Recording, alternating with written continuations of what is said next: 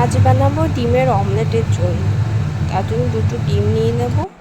ডিমটা পেঁয়াজ দিয়ে একটু সামান্য নুন দিয়ে ফাটিয়ে নেব। অল্প নুন দেবো যাতে ঝোলে দিলে নুন বেশি না হয়। তারপর তেল গরম করে তার মধ্যে ডিমটা অমলেট করে নেব।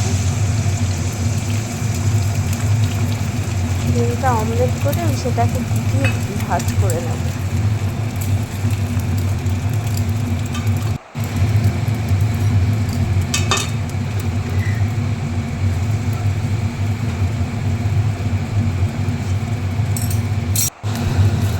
দেখো ডিমটা গুটিয়ে নিয়েছি, নিয়ে সেটাকে মাছের মতো পিস পিস করে নেব।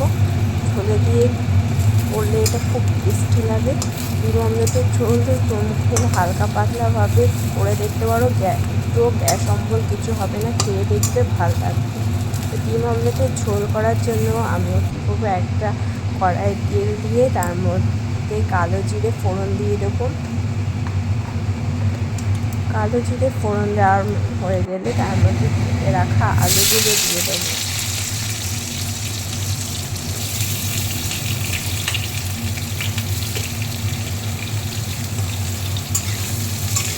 আলুগুলো দিয়ে একটু নাড়াচাড়া করে দিয়ে দেবো স্বাদ মতো নুন।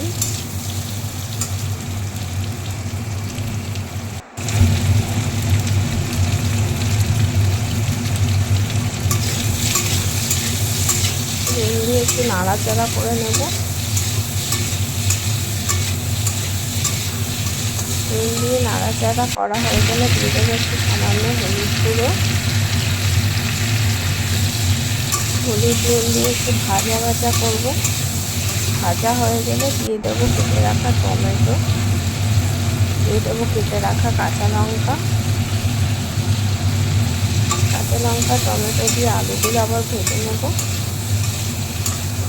কিছুক্ষণ ভাজা হয়ে গেলে তার মধ্যে দিয়ে দেবো আদা রসুন বাটা 2 চামচ। আদা জিরা বাটা দিয়ে সামান্য কাশ্মীরি লঙ্কার গুঁড়ো দেবো যাতে কালারটা ভালো হয়। কাশ্মীরি লঙ্কার গুঁড়ো দিয়ে এটাকে কষাতে থাকবো। কষানো হয়ে গেলে দিয়ে দেবো তাতে জল। জল দিয়ে কিছুক্ষণ ফুটতে দেবো। কিছুক্ষণ ফুটে আসলে দিয়ে দেবো সেই ভেজে রাখা ডিম অমলেটগুলো।